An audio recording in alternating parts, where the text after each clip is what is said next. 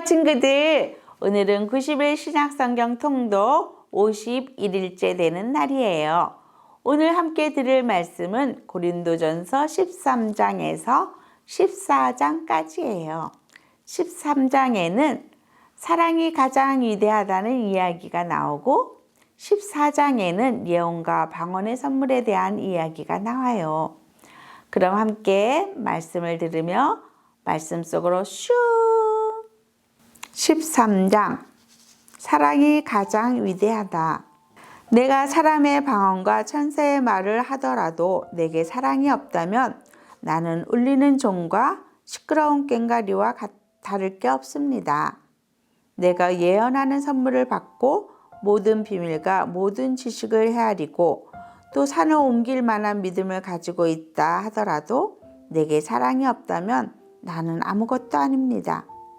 내가 내 모든 재산을 나눠주고 내 몸을 불사르게 내어준다 하더라도 사랑이 없으면 내가 얻은 것은 아무것도 없습니다. 사랑은 오래 참습니다. 사랑은 친절합니다. 사랑은 시기하지 않습니다. 사랑은 자랑하지 않습니다. 사랑은 교만하지 않습니다. 사랑은 무례히 행동하지 않습니다. 사랑은 자기 유익을 구하지 않습니다. 사랑은 쉽게 성내지 않습니다. 사랑은 원한을 품지 않습니다.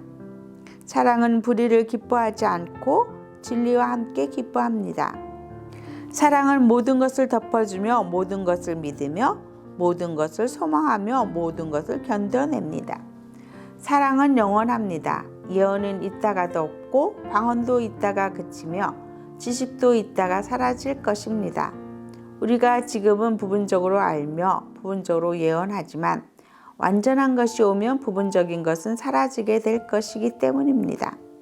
내가 어렸을 때는 말하는 것이 어린아이와 같고 생각하는 것이 어린아이와 같고 깨닫는 것이 어린아이와 같았지만 어른이 되어서는 유치한 것들을 버렸습니다.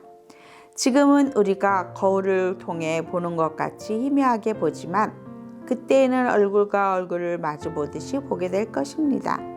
지금은 우리가 부분적으로 알지만 그때에는 하나님께서 나를 아신 것처럼 완전하게 알게 될 것입니다.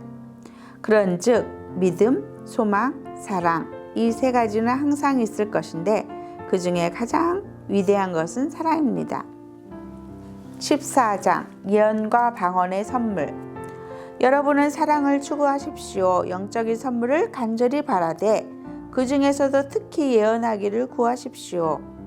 방언을 말하는 사람은 사람에게 말하는 것이 아니라 하나님께 말하기 때문에 그가 하는 말을 알아들을 수 있는 사람이 없습니다. 그 사람은 성령으로 하나님의 비밀들을 말하는 것입니다. 이와는 달리 예언하는 사람은 사람들에게 말합니다. 그는 사람들에게 덕을 세우며 용기를 북돋우고 위로를 주는 말을 합니다. 방언을 말하는 사람은 자기 자신에게만 덕을 세우지만 예언하는 사람은 교회에 덕을 세웁니다.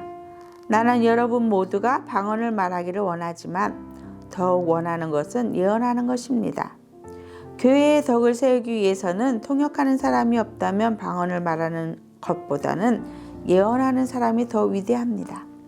성도 여러분, 내가 여러분에게 가서 방언으로 말하고 계시나 지식이나 예언이나 교훈으로 말하지 않는다면 방언으로 말하는 것이 여러분에게 무슨 유익이 되겠습니까?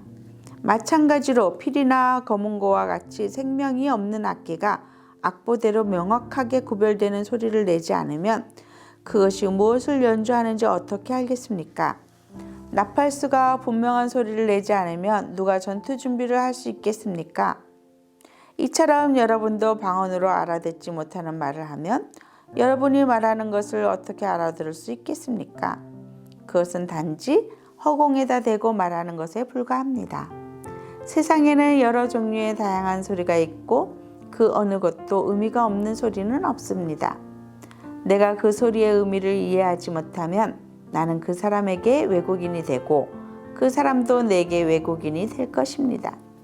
여러분에게 있어서도 마찬가지입니다. 여러분이 영적인 선물을 간절히 바라고 있으니 여러분은 교회의 덕을 세우는 선물을 넘치게 받을 수 있도록 힘쓰십시오.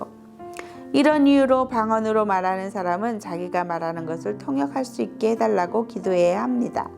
혹시 내가 방언으로 기도하게 된다면 내 영은 기도하지만 내 마음은 아무런 열매가 없습니다. 그렇다면 어떻게 하면 좋겠습니까? 나는 영으로 기도하면서 마음으로도 기도하겠습니다. 또 영으로 찬양하면서 마음으로도 찬양하겠습니다. 그렇지 않고 여러분이 영으로만 하나님께 감사한다면 거기에 참석한 초심자가 여러분의 말을 알아듣지 못하는데 어떻게 여러분이 드린 감사에 아멘이라고 말하겠습니까? 여러분이 감사한 것 자체는 잘한 일이었는지 몰라도 다른 사람에게는 덕을 세우지 못하는 것입니다. 나는 내가 여러분 중에 어느 누구보다도 더 많이 방언을 말하는 것으로 인해 하나님께 감사드립니다. 그러나 나는 교회에서 방언으로 10,000마디를 하는 것보다 알아들을 수 있는 언어로 5마디를 말하기를 원합니다. 성도 여러분, 생각하는 데 있어서는 어린아이가 되지 마십시오. 악에 대해서는 갓난아기가 되어야 하겠지만 생각하는 데 있어서는 어른이 되어야 합니다. 율법에 이런 기록이 있습니다. 주님께서 말씀하시기를 다른 방언하는 사람들과 외국인의 입술을 통해 이 백성에게 말할지라도 저희가 오히려 나의 말을 듣지 않을 것이다. 그러므로 방언은 믿는 사람들이 아니라 믿지 않는 사람들을 위해 주신 표적이지만 예언은 믿지 않는 사람들이 아니라 믿는 사람들을 위해 주신 것입니다.